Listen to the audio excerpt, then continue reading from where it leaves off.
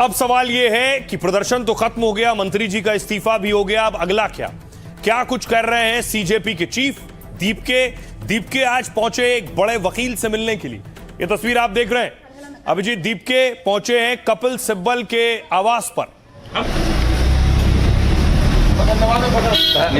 निघून जा मग जा थोडं साईडला त्यांनी संवाद साधायला नकार दिलेला। अभिजीत दीपके संभाजीनगरला जाणार का हा मुद्दा अभिजीत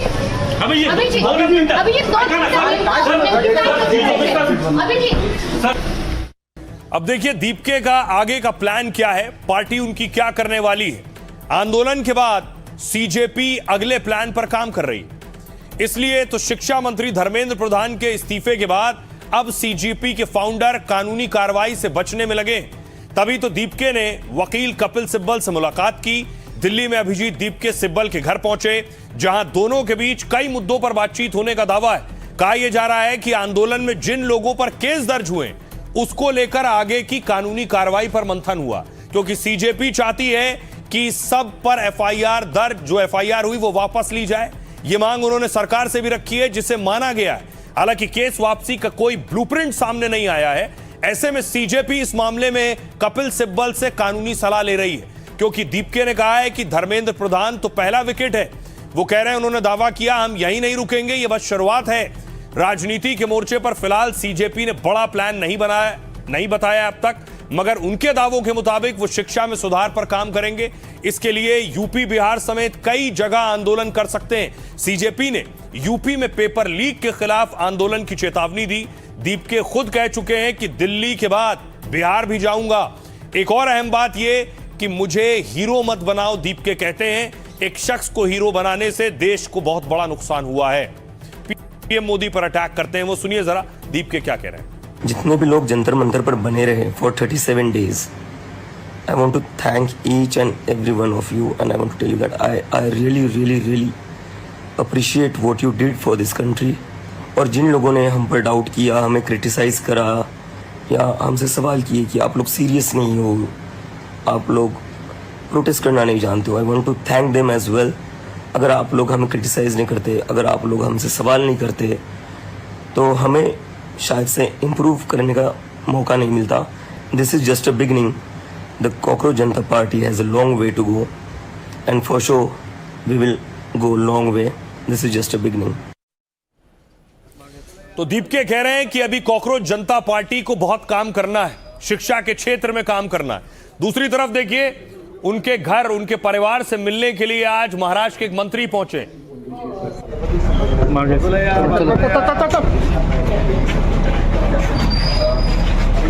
दीपक के घर फडणवीस के मंत्री पहुंचे हैं, संजय सिरसट, और दीपके की माता जी को आप देख रहे हैं और उनके पिताजी को। इस पूरे आंदोलन में 4 बड़े चेहरे थे जो इस आंदोलन को लीड कर रहे थे। कौन है वो? सबसे पहले अभिजीत दीपके, कॉकरोच जनता पार्टी के संस्थापक। सीजेआई की एक टिप्पणी के बाद पार्टी बनाने का ऐलान किया। 2 महीने में सोशल मीडिया पर 2 करोड़ से ज्यादा फॉलोअर्स हो गए। कॉकरोच जनता पार्टी बनाने वाले अभिजीत पत्रकारिता कर चुके हैं, अमेरिका के बॉस्टन यूनिवर्सिटी से पब्लिक रिलेशन की पढ़ाई की है। दीपके के पास राजनीतिक संदेशों को वायरल करने का पुराना अनुभव है। साल 2020 से 2022 के बीच में आम आदमी पार्टी के सोशल मीडिया टीम में थे और पहली बार ऑनलाइन गुस्से को बड़े आंदोलन के रूप में खड़ा किया। महाराष्ट्र के संभाजीनगर के रहने वाले दीपके का राजनीति से कोई लेना देना नहीं। उनके पिता रिटायर्ड इंजीनियर, चाहते हैं कि बेटा समाज सेवा करे, सियासत ना करे। दीपक की माताजी भी चाहती हैं कि बेटा सुरक्षित रहे और राजनीति से दूर रहे। अगला नाम है नेहा बोरा। नेहा बोरा जेएनयू से पीएचडी कर रही हैं, लेफ्ट विंग आयसा की अध्यक्ष हैं। जंतर मंतर में जमीनी स्तर पर छात्रों की आवाज बुलंद की है, आंदोलन से जुड़ी जानकारी लोगों और छात्र संगठनों तक पहुंचाई। कड़े तेवर, भाषण और 23 दिनों तक अनशन से चर्चा में आ गई। नेहा के साथ जेएनयू के और दूसरे संस्थानों के छात्र भी जुड़ने लगे। एक और नाम सौरभ दास का है। खोजी पत्रकार सौरभ दास ने सीजेपी के मुख्य प्रवक्ता का रोल निभाया। प्रदर्शन की तारीख, मांग और सरकार से संवाद की लाइन स्पष्ट की। हिंसा, पुलिस, चोटों और आंदोलन में फैली अफवाहों का जवाब दिया। दिल्ली के सौरभ दास ने एमआईटी यूनिवर्सिटी से पत्रकारिता की पढ़ाई की है। 18 साल की उम्र में आरटीआई कार्यकर्ता के तौर पर खास पहचान बना ली थी। एक और नाम आशुतोष राका ने छात्र आंदोलन के एजेंडे को संभाला। शिक्षा मंत्री का इस्तीफा, मुआवजा और केस वापसी का मुद्दा रखा। राका ने राजनीतिक दलों को आंदोलन पर हावी नहीं होने दिया। जयपुर के रहने वाले आशुतोष IIT कानपुर से इन्होंने पढ़ाई की है और बाद में लंदन स्कूल ऑफ इकोनॉमिक्स से उच्च शिक्षा हासिल की है। लंदन में एक कंपनी के सलाहकार और कॉरपोरेट क्षेत्र में काम किया है। भारत लौटने पर पर्यावरण और समाज सेवा से जुड़े कार्यक्रमों में जुटे हैं। आइए अब आपको सुनवाता हूं, सुनिए जरा। आपको लिए चलता हूं महाराष्ट्र। दीपके के माताजी और पिताजी क्या कह रहे हैं वो सुनिए। वो हट्टी था ना, इसलिए वो डिमांड पूरी करने वाला ही था। मैं उसको नहीं बोली थी, मगर वो नहीं बोला मम्मी जब तक राजीनामा नहीं होता जब तक मैं घर पे नहीं आता है। मुझे वो बोला भी, मगर मैंने बोली नहीं कि इसको बोली जानते हो बहुत हट्टी है। बोले नहीं मम्मी पापा हट पूरा सकते हैं, सरकार नहीं हट पूरा सकती। नहीं बोले उनको हट ये करना ही पड़ेगा। बोले बच्चों का हट है ये, उनको पूरा करना ही पड़ेगा। बोले पहले बहुत बोले तो पहले डर लग रहा था, अपना बच्चा अकेला उधर है, बच्चों भी है मगर थोड़ा सा डर लगा था। अभी अच्छा लग रहा है, बहुत अच्छा लग रहा है। उसने जो पहला मूवमेंट चालू किया उसके मूवमेंट की पहली जीत है, उसके लिए मुझे गर्व है कि मैं अभिजीत का पिता हूँ। तो उसको सपोर्ट करने वाले जो बच्चे थे उसके जैन जी थे, उन्होंने भी बहुत वो रटके रखा, उसके साथ नहीं छोड़ा। ये बस एक ट्रेलर है, पिक्चर अभी बाकी है। देश के युवा जग चुके हैं। देश के युवा इस देश में जितने समस्याएं हैं उनको हल करेंगे। हम as a party, as a movement, इस ऑब्वियसली ये खत्म नहीं हो रहा है। अब हम लोग देश भर जाएंगे, युवाओं की बात सुनेंगे। युवाओं के लिए सबसे बेस्ट जो पॉलिसी होगा वो हम लोग लाएंगे। ये युवाओं के लिए बनाया गया प्लेटफॉर्म है, युवाओं के मुद्दे उठाना रहेगा।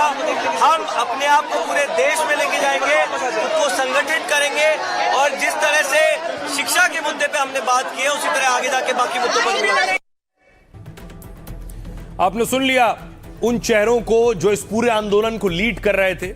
वो चेहरे तो चले गए, अपने अपने घर चले गए, अपने दूसरे कामों में व्यस्त हो गए, लेकिन जो प्रदर्शन हुआ उस प्रदर्शन स्थल का हाल देखिए जरा। क्या ये जंतर मंतर की, शुरू में मैंने आपको रात की तस्वीर दिखाई, ये सुबह की तस्वीर है।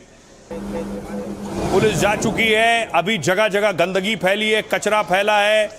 NDMC उसे हटाने का काम कर रही है, बैरिकेड्स हटाने का काम कर रही है, सफाई धुलाई चल रही है जंतर मंतर पर।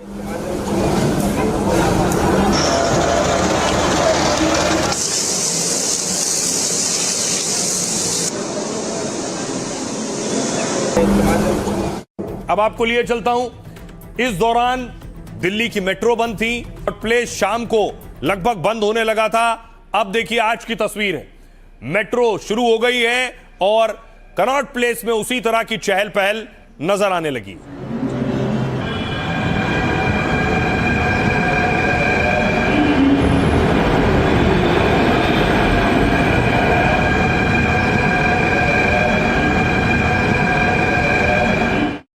अब आपको बताऊं आइए कि आखिर दिल्ली में आंदोलन और पाबंदियां दोनों खत्म हो गई। आखिरकार 36 दिन बाद जंतर मंतर खाली हो गया और सेंट्रल दिल्ली के इस इलाके में अब माहौल शांत है। यहां मौजूद हजारों प्रदर्शनकारी अपने अपने घरों को लौट चुके हैं। दिल्ली पुलिस भी अपने बैरिकेड यहां से ले गई है। धरना स्थल से टेंट, स्पीकर समेत तमाम चीजें हटा दी गई। नारे लिखी गई, दीवारों पर भी दोबारा रंगाई पुताई शुरू हो गई है। NDMC ने वहां से करीब 60,000 किलो कचरा हटाया है। दावा है इस अभियान में 500 कर्मचारी और कई वाहन लगाए गए थे। दिल्ली मेट्रो का हाल देखिए। अब दिल्ली मेट्रो के सभी स्टेशन पूरी तरह से खुल गए हैं। जंतर मंतर के आसपास के स्टेशनों पर भी पाबंदी नहीं है। प्रदर्शनों के दौरान कई दिन 15 से ज्यादा स्टेशन बंद रहते थे, मगर अब राजीव चौक समेत सभी स्टेशन पूरी तरह से सामान्य और नॉर्मल हो गए हैं। आइए सुनवाते हैं आपको, सुनिए जरा। हमारे सहयोगी पहुंचे, उनकी रिपोर्ट देखिए। इस वक्त हम मौजूद हैं जंतर मंतर पर। मेरे ठीक पीछे का मंजर देखिए आप। यहाँ पर इस वक्त आपको कोई भी जो शख्स है, कोई भी प्रोटेस्टर इस वक्त दिखाई नहीं देगा। धर्मेंद्र प्रधान के रेजिग्नेशन के बाद ये जो जगह है वो बिल्कुल पूरी तरीके से खाली कर दी गई है। आप देखें दिल्ली पुलिस के स्टाफ जो है, पर्सनल जो है दिखेंगे आपको। उसके अलावा रैपिड एक्शन फोर्स के साथ साथ यहाँ पर CRPF के जो जवान है वो भी देखने को यहाँ पे मिलेंगे। तो ये वही स्पॉट है जहाँ पर इस वक्त सिक्योरिटी पर्सनल जो गश्त कर रहे हैं वो यहीं यहीं पर स्टेज लगा था, आलिशान सा स्टेज लगा था। यहीं पर हमने देखा कि बड़ी संख्या में सिक्योरिटी फोर्सेस के प्रेजेंस में जो है यहाँ पर जो है लगातार तकरीबन पिछले 30 दिनों से ये प्रोटेस्ट जो है स्टूडेंट्स अपनी जारी रखे हुए थे। और आज अगर आप देखें तो बिल्कुल सन्नाटा पसरा है यहाँ पर आपको एक भी स्टूडेंट दिखाई नहीं देगा। तो सिचुएशन जो है वो इस वक्त सामान्य है। तो जंतर मंतर की तस्वीर आपने देख ली, प्रदर्शन खत्म हो गया, लेकिन देश के दूसरे शहरों में प्रदर्शन शुरू हो गया। देश में लगभग हर शहर में प्रदर्शन की तस्वीर मैंने आपको पिछले दिनों दिखाई। अब देखिए एक और तस्वीर मैं आपको दिखा रहा हूं। तमिलनाडु में बीजेपी प्रदर्शन कर रही थी, पुलिस ने रोका आके फौरन उन्हें। बीजेपी के कार्यकर्ताओं को आप देख रहे हैं।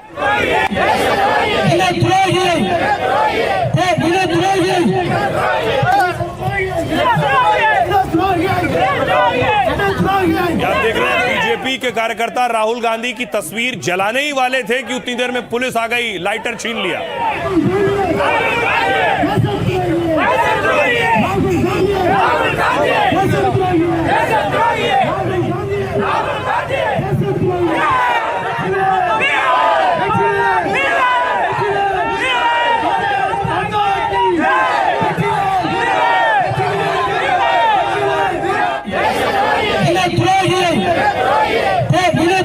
जैसे ही आग लगाने वाले थे वैसे ही पुलिस आ गई फोटो पे।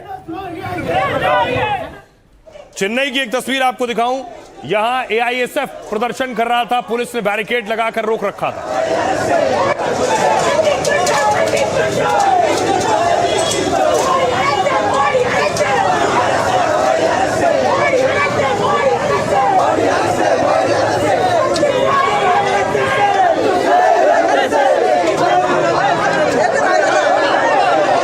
एक शिक्षा मंत्री का इस्तीफा हो गया, अब दूसरे राज्यों के शिक्षा मंत्रियों के इस्तीफे की मांग हो रही है। कहीं पेपर लीक के आरोप हो रहे लग रहे हैं, इसलिए ये छत्तीसगढ़ से तस्वीर आई। छत्तीसगढ़ के शिक्षा मंत्री के इस्तीफे की मांग हो रही। कफन बांध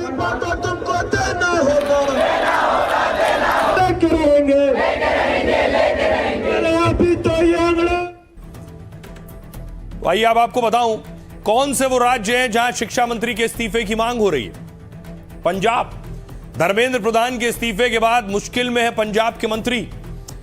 पंजाब के शिक्षा मंत्री हरजोत सिंह बैंस विपक्ष के निशाने पर है। कांग्रेस, बीजेपी और अकाली दल ने इनका इस्तीफा मांगा। दरअसल बैंस कॉकरोच जनता पार्टी के धरने में शामिल होने गए थे।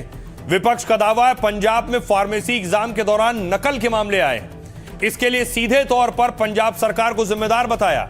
बैंस ने कहा सरकार ने खुद इन गड़बड़ियों को पकड़ा है और एक्शन लिया है। पेपर लीक या नकल के खिलाफ जीरो टॉलरेंस की हमारी नीति है।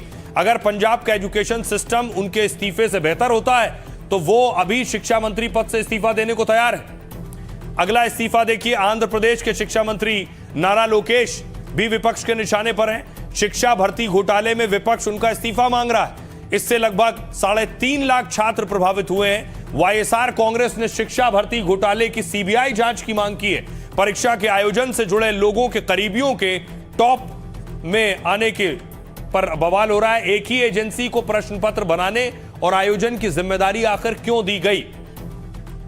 सुनिए जरा क्या कह रहे हैं सियासतदान। विद्या ਨੂੰ ਵਪਾਰ ਬਣਾਉਣਾ ਬਹੁਤ ਪਾਪ ਵਾਲੀ ਗੱਲ ਹੈ, ਪਾਪ ਲੱਗਦਾ ਹੈ।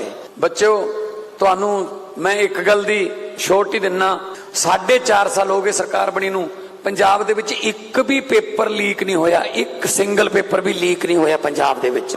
ਜਿਹੜੇ 3-3 ਲੱਖ 4-4 ਲੱਖ 5-5 ਲੱਖ ਰੁਪਈਆ ਲੈਂਦੇ ਸੀਗੇ ਇੱਕ ਪੇਪਰ ਦਾ, ਉਹਨਾਂ ਨੂੰ ਵੀ ਫੜਿਆ ਤੇ ਫੜ ਕੇ ਉਹਨਾਂ ਨੂੰ ਜੇਲ੍ਹ 'ਚ ਕੀਤਾ। 21 ਬੰਦੇ ਟੋਟਲ ਫੜੇ ਨੇ ਤੇ ਫੜ ਕੇ ਜੇਲ੍ਹ 'ਚ ਕੀਤੇ।